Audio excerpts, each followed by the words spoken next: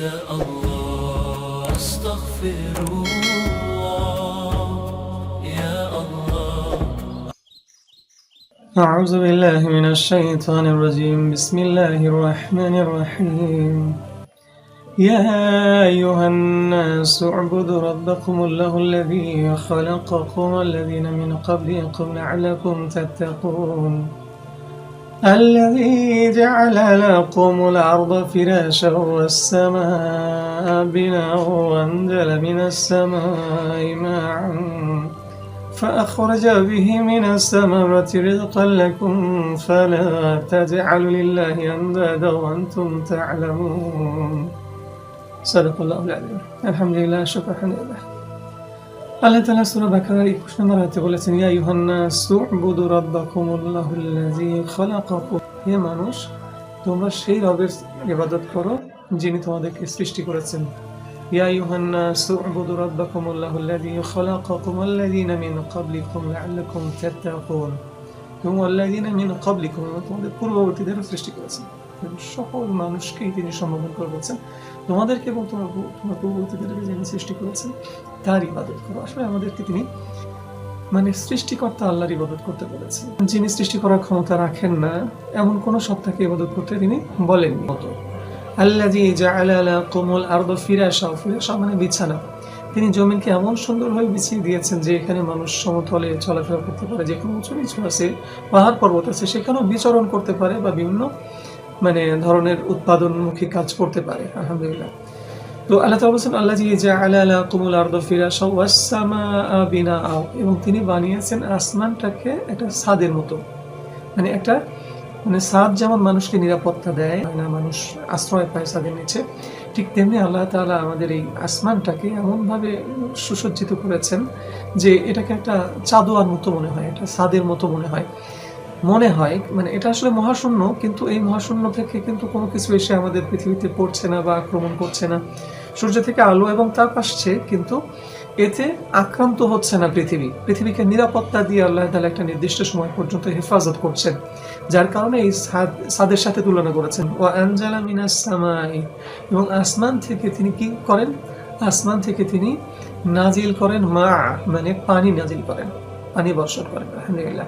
তিনি বৃষ্টি বর্ষণ করেন, যেই বৃষ্টির কারণে জমিনের বুকে কি তৈরি হয়? ফুল এবং ফসল তৈরি হয়, ফল ফসলে ভরপুর হয়ে যায়। এটা একটা বাগান হিসেবে আল্লাহ তাআলা তৈরি করেন এই পানির দ্বারা। আসমান থেকে তিনি মেঘ থেকে বৃষ্টি বর্ষণ করেন এবং সেই বৃষ্টিতে এই পৃথিবী স্ফীত হয়ে ওঠে বা জীবন্ত হয়ে ওঠে। আল্লাহ তাআলা বলেছেন, ও আয়াতুল লাহুমুল আরদুল মাইতা আহিয়াইনা, আল্লাহ তাআলা তিনি হায়াত দান করেন এই জমিনকে। কিভাবে?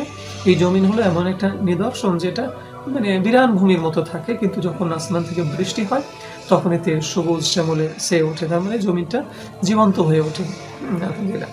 আল্লাযী জাআলা লাকুমুল আরদা ফিরাশা ওয়াস সামাআ বিনাআ ওয়া আনজালা মিনাস সামাই মাআন ফাআখরাজা বিহি মিনাস সামারাতি রিজকাল লাকুম, তোমাদের রিজিকের জন্য, তোমাদের আহারের জন্য তিনি রিজকাল লাকুম, তোমাদের আহারের জন্য তিনি এখানে ফল এবং ফসল উৎপাদন করেন।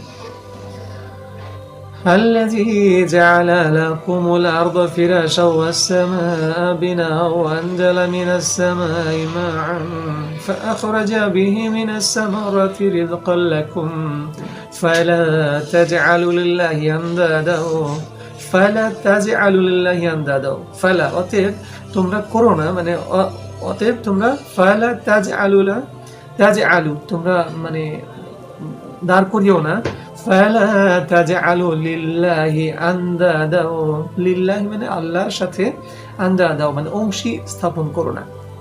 ধরো তোমরা সূর্য থেকে আলো এবং তাপ পাচ্ছ, তার ফলে তোমরা জমিনে ফসল উৎপাদন হচ্ছে তোমাদের, এর ফলে সূর্যকে তুমি সৃষ্টিকর্তার শরীক করো না। জমিনে তোমাদের আহার উৎপন্ন হয়, তাই বলে জমিনকে তুমি সৃষ্টিকর্তার শরীক বানিও না। কিংবা বৃষ্টি থেকে তুমি পাচ্ছ, কল্যাণ পাচ্ছ, সেই পানি থেকে বৃষ্টিকে তুমি দেবতা মেনো না, দেবতা হিসেবে ইবাদত করো না তার।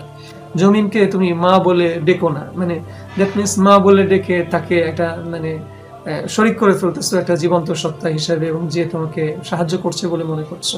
আসলে এই জমিন সৃষ্টিকর্তার সৃষ্টি, এই পানি সৃষ্টিকর্তার সৃষ্টি, এই বৃষ্টি মেঘ সবকিছুই সৃষ্টিকর্তার সৃষ্টি, এবং কি সূর্য আল্লাহ তাআলার সৃষ্টি। তো তিনি এগুলোকে সৃষ্টি করেছেন এবং এগুলোকে প্রতিপালন করছেন, প্রতি মুহূর্তেই তাকে প্রতিপালন করতে হয়। আর সে কারণে তিনি কখনো ঘুমান না, তিনি কখনো ঝিমানো না। আল্লাহ এজন্যই বলেছেন আল্লাহু লা ইলাহা ইল্লা হুয়াল হাইয়ুল কাইয়ুম লা তাখুযুহু সিনাতুন ওয়ালা নাওম। আল্লাহ তাআলাকে সিনাহ বা নাওম ঘুম বা তন্দ্রাচ্ছন্নতা তাকে কখনোই আচ্ছন্ন করে না, তন্দ্রা বা নিদ্রা তাকে কখনোই আচ্ছন্ন করে না। তিনি সদা সর্বদা জাগ্রত আছেন, সদা সর্বদা জাগ্রত থেকে মহাজগতের সকল সৃষ্টিকে, তার প্রত্যেকটা সৃষ্টিকে তিনি প্রতিপালন করছেন। যদি কেউ বলে যে না বৃষ্টি সংগঠিত করেন তো মিকরাইল ফেরেশতা দিয়ে, আল্লাহ বাণী পাঠান তো আল্লাহ তার নিজের বাণী তো রাসূলগণের কাছে পাঠানো হচ্ছে জিবরাইল ফেরেশতাকে দিয়ে, এইভাবে যদি কেউ বলে যে প্রতিপালনের জন্য তো তিনি আসলে এই ফেরেশতাদেরকে নিযুক্ত করে রেখেছেন, তিনি আবার প্রতিপালন করছেন কিভাবে? বস্তুত পক্ষে যেই সমস্ত অদৃশ্য সৈনিকগুলোকে তিনি সৃষ্টি করেছেন, ফেরেশতাদেরকে সৃষ্টি করেছেন, কিংবা মহাকর্ষ বল, অভিকর্ষ বল, তড়িৎচুম্বক বল, এগুলোকে তিনি যে সৃষ্টি করেছেন, এগুলোকে প্রতিপালন করে এই স্পেস অ্যান্ড টাইমের মধ্যে অস্তিত্বশীল রাখতে হয়। তার মানে যা কিছু তিনি সৃষ্টি করেছেন তার মধ্যে দৃশ্যমান সৃষ্টিও আছে। দৃশ্যমান সৃষ্টি হলো এই বস্তু জগৎ, আবার অদৃশ্য সৃষ্টিও রয়েছে, যেমন মহাকর্ষ বল, অভিকর্ষ বল, তড়িৎচুম্বক বল, আণবিক বল, পারমাণবিক বল, এই যে শক্তিগুলো, আলোক শক্তি। আবার আমাদের আত্মাকে যে তিনি সৃষ্টি করেছেন, আমাদের অন্তরে যে চিন্তাগুলোকে তিনি সৃষ্টি করেন, এই চিন্তা শক্তি, আত্মিক শক্তি, রূহ, এই সবগুলোই কিন্তু এক একটা অদৃশ্য সৃষ্টি। এই সৃষ্টিগুলোকে আমরা বিশ্বাস করি, স্বীকার করি। মহাকর্ষ বলকে আগে মানুষ জানতো না, স্বীকারও করতো না, কিন্তু এখন মহাকর্ষ বল সম্পর্কে মানুষ ধারণা পেয়েছে। তেমনি আত্মা সম্পর্কে আমাদের খুব সামান্য ধারণা আল্লাহ তাআলা দিয়েছেন, কিন্তু আত্মা কি ধরনের শক্তি দিয়ে তৈরি, এটা মহাকর্ষ বল দিয়ে তৈরি না তড়িৎচুম্বক বল দিয়ে তৈরি, সেটা আমরা জানি না, কিন্তু এগুলোকে তিনি সৃষ্টি করেছেন। তাই এই সৃষ্টিগুলোকে, হোক সেটা ফেরেশতা কিংবা মহাকর্ষ বল, অভিকর্ষ বল, কিংবা বস্তুগত পৃথিবী জমিন, কিংবা বস্তুগত সূর্য, এই কোনো কিছুই আমাদের সৃষ্টিকর্তা হতে পারে না। যিনি সৃষ্টিকর্তা তিনি এগুলোকে সব কিছুকেই সৃষ্টি করছেন, তার দৃশ্যমান সৃষ্টি এবং অদৃশ্য সৃষ্টি সকল সৃষ্টিকে তিনি প্রতিপালন করছেন। এই প্রতিপালনকে আল্লাহ তাআলা বলেছেন যে কুল্লু মান আলাইহা ফান, সবকিছুই ধ্বংসশীল। যা কিছুকে তিনি সৃষ্টি করেছেন সবকিছুই একসময় ধ্বংস হয়ে যাবে। কুল্লু মান আলাইহা ফান ওয়া ইয়াবকা ওয়াজহু রাব্বিকা যুল জালালি ওয়াল ইকরাম। শুধুমাত্র অবশিষ্ট থাকবে তোমার প্রতিপালকের অস্তিত্ব, সত্তা, মুখমণ্ডল, এই মহাকাল মহাশূন্যতার মালিক শুধু অবশিষ্ট থাকবেন। আলহামদুলিল্লাহ। তো আল্লাহ তাআলা বলেন ইয়াসআলুহু মান ফিস সামাওয়াতি ওয়াল আরদ, আসমান জমিনের সকল অস্তিত্বই সকল সৃষ্টি, সেই সৃষ্টিটা বস্তুগত উপাদান হতে পারে, কিংবা সেই সৃষ্টিটা শক্তিগত উপাদান হতে পারে, মহাকর্ষ বল, অভিকর্ষ বল, কিংবা ফেরেশতা, রূহ, শয়তান, এই সৃষ্টিগুলো হতে পারে। এই সকল সৃষ্টির ক্ষেত্রে আল্লাহ তাআলা বলছেন যে ইয়াসআলুহু মান ফিস সামাওয়াতি ওয়াল আরদ, তারই কাছে সাহায্য চায়, তারই প্রার্থনা করে। এই সকল সৃষ্টি স্পেস অ্যান্ড টাইমের মধ্যে অবস্থান করে মহান সৃষ্টিকর্তার ইচ্ছায়, তার প্রতিপালনের মধ্য দিয়ে। যার ফলে যা কিছু স্পেস অ্যান্ড টাইমের মধ্যে অস্তিত্বশীল আছে সব কিছুকে তিনিই প্রতিপালন করেন। যেই ফেরেশতাদেরকে দায়িত্ব দিয়ে রেখেছেন আমাদের দুই কাঁধে আমাদের হিসাব রাখার জন্য, আমাদের প্রতিপালনের জন্য, সেই প্রতিপালিত যাদের দ্বারা প্রতিপালন করছেন সেই সমস্ত সৃষ্টিগুলোকেও তিনি সদা সর্বদা প্রতিপালন করছেন বা স্পেস অ্যান্ড টাইমের মধ্যে অস্তিত্বশীল রাখছেন। সবকিছুই তারই ইবাদত করছে বা তার পরিচয়কে ঘোষণা করে দিচ্ছে, তার অস্তিত্বকে, তার এই স্পেস অ্যান্ড টাইমকে ঘোষণা করে দিচ্ছে যে আমি একটা জায়গা দখল করে আছি, একটা নির্দিষ্ট সময় পর্যন্ত অস্তিত্বে টিকে আছি। এই ঘোষণা প্রত্যেকটা বস্তুই জানান দিচ্ছে। কিন্তু এই ঘোষণাগুলো কে বুঝতে পারে? বাঘ, সিংহ, হাতি, ঘোড়া অনেক শক্তিশালী মানুষের চেয়ে, তারা কি বুঝতে পারে? না, তারা আসলে এই সত্যটা বুঝতে পারে না। বুঝতে পারে কারা? এই মানব জাতি।